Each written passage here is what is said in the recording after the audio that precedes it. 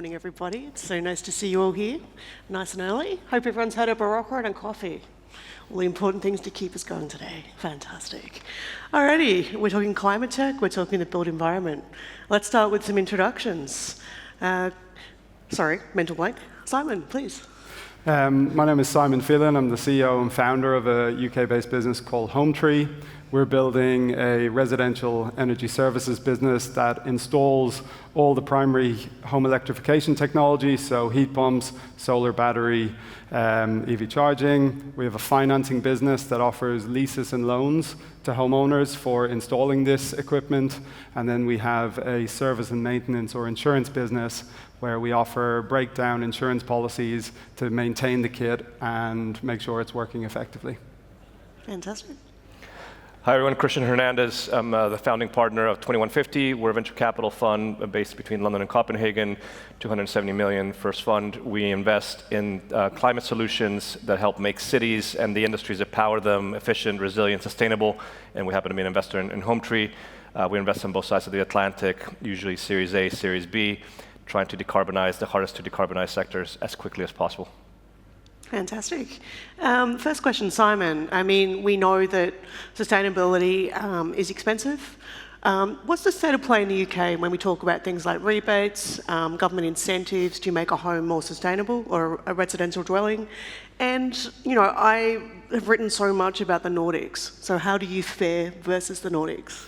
So I think if you take a view on the almost 10 years I've been in this market, in 2012, 13, 14, there was a lot of subsidies for rooftop solar in the UK. It was definitely a subsidy-driven market, and when the subsidies got killed, the market died for a number of years. We now have a grant in the UK called the Boiler Upgrade Scheme, which is a £7,500 rebate for homeowners to install heat pumps. I would say that the state of play in the UK today is that the solar and battery market is completely subsidy-free and driven completely on the standalone economics and the paybacks for the homeowners. Heat pumps are earlier in the UK and still require a bit of government support, but the market is growing from a very low base. It's probably the worst performing market in Europe in terms of penetration of heat pumps, but it's growing quite quickly.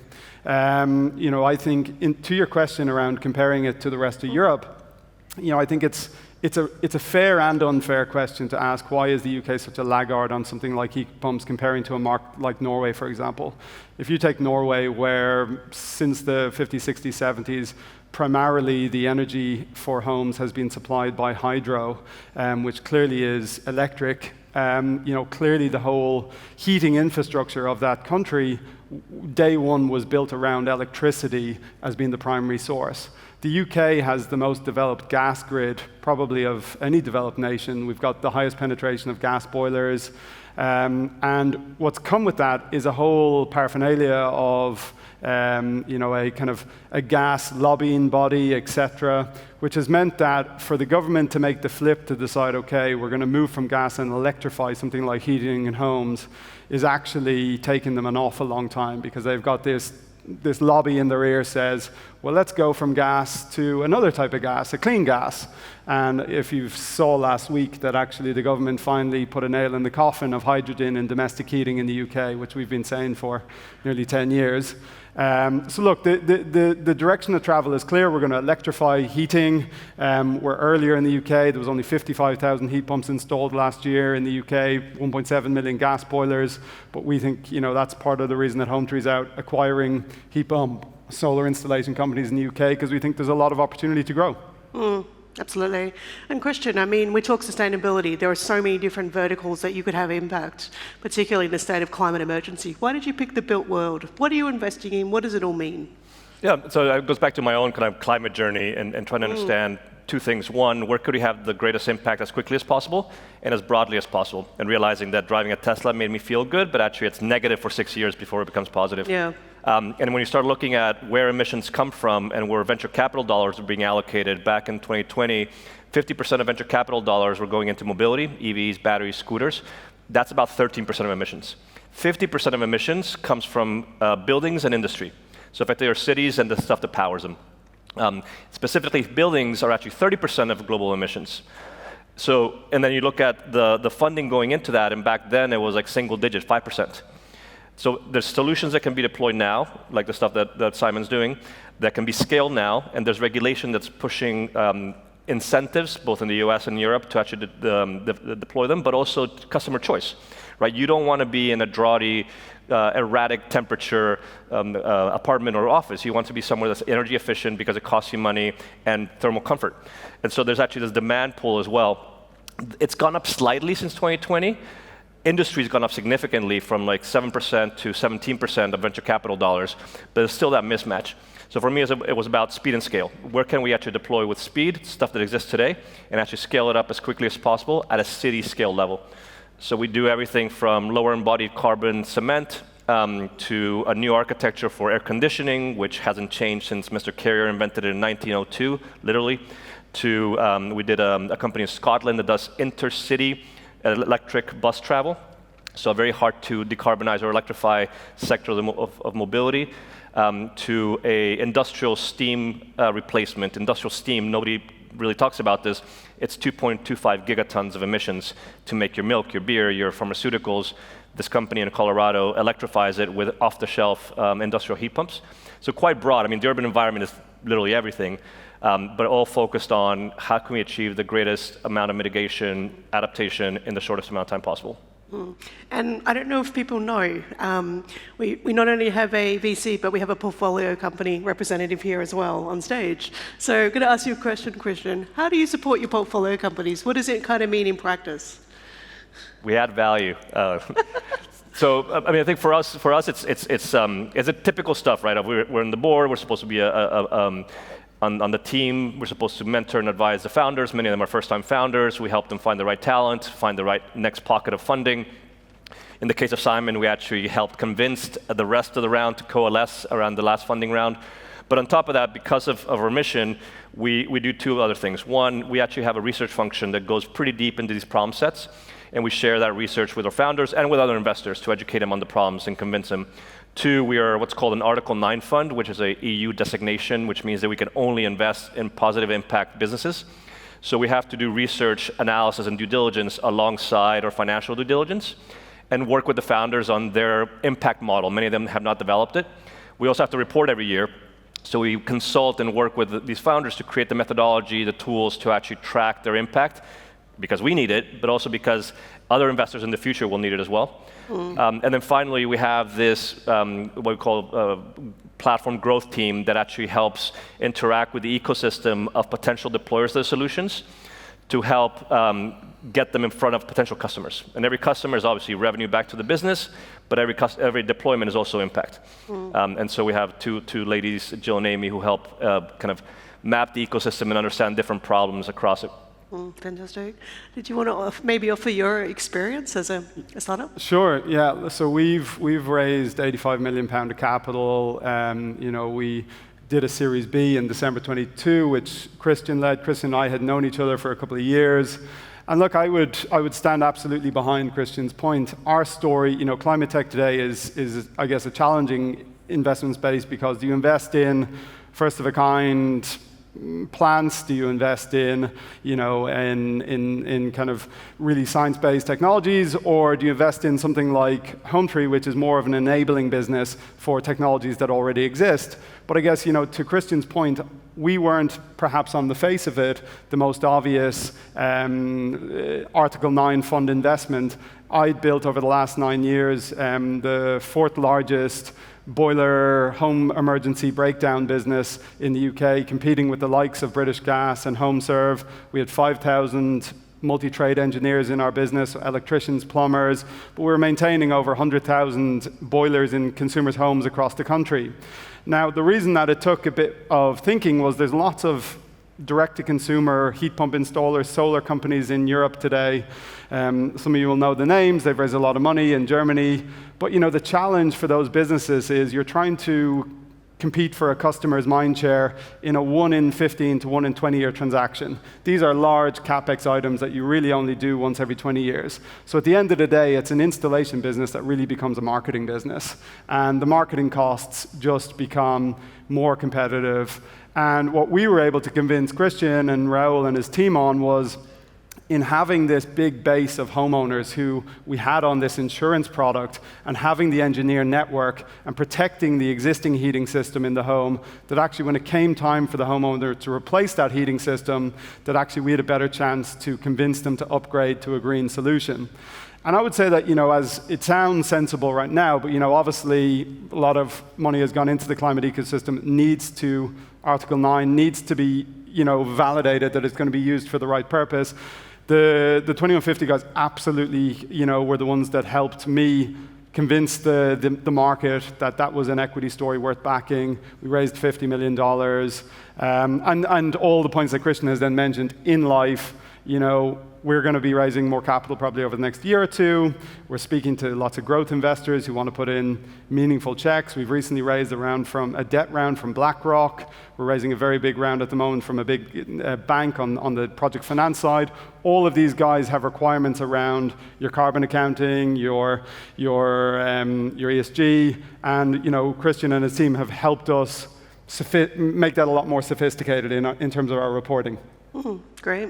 And, when we're talking about the urban environment, we're talking about end users that are people, people who live in dwellings. And a big subset of that, maybe not the largest subset in all cities, is people in rental accommodation. And we know that the people are often the most affected by, heat challenges, cold, heating and cooling deficiencies, poor drafts, things like that. I know, for example, back in Australia, they're actually looking at bringing in laws that properties have to have cooling because of the climate crisis. It's got that hot there for most of the summer. So how are you able to incentivize landlords or owners to actually make their properties not only green, but comfortable for the renters? Yeah, it's a really good question. And so look, we have part of our base, we have around 25% of our customers are landlords who have multiple properties that they take into our business. But the landlord is a very different customer to a domestic customer. The domestic customer who buys our insurance product, they're peace of mind oriented. They want to make sure that if they wake up with no heating, no hot water, there's an engineer going to be there in 4 hours. The landlord, I'm not sure they care as much. It's more that they don't want to be getting the call at 2 a.m. from their tenants saying, the heating's not working, can you sort this out? And they want to be able to give them a number that sorts that out on their behalf. But when it comes to the retrofit side, we think it's going to need, number one, as you said, government setting a bar for minimum efficiency standards that you need to be able to rent out your property. We think that that is important, and the government has a role to play as the referee to set the table stakes. But we ultimately then think, and that was part of the reason that we did a big acquisition last year of a financing business, which means that today we're the largest owner of heating, solar, and battery residential assets in the UK, because we think that you can appeal much more to a landlord in a financial way than you can to necessarily a homeowner. And what I mean by that is that if you can make a case to the homeowner or to the landlord that you can fund the upfront cost of the retrofit, and that, okay, the payback might still be 8, 9, 10 years, but actually you can wrap in a service and maintenance package. It's a bit of a no-brainer for the landlord if they know they're going to have to move this way anyway from a regulatory perspective, and now they don't have to fund the CapEx themselves. And so for us, it's about, as I said, the government playing a role, but then it's about the private markets bringing capital and new types of innovative solutions, particularly around financing, into the market to help that. Absolutely. And a question for both of you, maybe Christian can start. I mean, I don't know, I think you've got an election this year in the UK. So assuming there's a change of government, what does that mean to not only climate tech and climate investment, but also government policy and so forth? Any thoughts? Yeah, obviously Labour had a very ambitious target on how much they were going to deploy into sustainability, which has been watered down a bit, but I do think they're still making it a forefront of their policy. Current government is using that as a cultural war component in the election and positioning. At the end of the day, the UK has, in the past decades, led. Ironically, Thatcher was the one who actually put that in place. And I think we can continue to do that. It just needs to be a bit more coordinated across government. So I was talking to a government minister the other day. In the US, I have a one-stop shop. It's a DOE loan office. I can call them. They will either fan me off to other pockets of the government that are working on regulation or incentives, or give money to my companies as well. Like one of my companies just raised 30 million from the Department of Energy to go build a factory. Here, you'd have to figure out which pocket of where and what you would be calling. They seem to be very keen to learn from, and I'm talking about labor here, to learn from other models that have worked. There's going to be an election. It is likely that Labour is going to win. So the belief is, can this change of government actually then go back to accelerating and leading on a global stage as we have in the past couple of decades? Any thoughts? Yeah, look, the main thing for us, if there is the expected change of government, Christian will know more in terms of what that means from the climate tech investment space. One thing that we would say, and it's something that we talked about backstage, is the need for reskilling and attracting more talent into particularly the trades and the installation market. There's 150,000+ registered gas engineers in the UK today. Many of them are at a certain age profile where they're deciding, you know what, maybe I'm just going to eke out the last 5-10 years of my career working on gas. I don't need to reskill. The younger guys, we've got 250 permanent employees and then 5,000 engineers in our business. We're finding a huge amount of them are coming to Hometree and saying, I know where the future is going. How do I get access to the right type of training to move from being a gas engineer to a heat pump engineer? I'm 30 years of age. I've been working on gas for 12, 14 years. Can you help me? And so, look, our kind of view would be that if a Labour government is coming in, there's an enormous opportunity to create good quality jobs. I mean, I've met plenty of plumbers over the last 10 years building this business, and it's a pretty lucrative career. Some of these guys do incredibly well, and there's good quality jobs for people over the next 10, 20 years as we do a full capex re-rollout of, for decarbonizing our homes. We'll need lots of people. We brought a new COO in recently who ran home services for Sky for the last 10 years. And so, installing broadband and Wi-Fi in people's homes. They've recently let, I think, half of their engineers go, and we've already brought 6 of those broadband engineers across to reskill to do heat pump training so that they can get into homes. So I think, that's, going to be a big opportunity if it's Labour, to show that climate tech in the UK is not just about decarbonizing our economy, but it's also a great jobs opportunity as well. Yeah, that pivoting is really inspiring, and it's so necessary at the moment. A really quick question for both of you. We like to spread the love a little bit here at Tech.eu. Can you tell us maybe a company that's under your rate, maybe a bit under the radar, that you kind of rate at the moment in climate tech or built tech? Maybe Christian, you've got one. It doesn't have to be your companies. Could be from anywhere. I love all my companies. Interesting. Which one can I talk about that I'm not currently trying to back? Well, no. So we do have a company in the portfolio that sounds like sci-fi. It actually makes cementitious material with bacteria, so naturally occurring bacteria, and it can make bricks and pavers with 95% less CO2 and stronger than cement.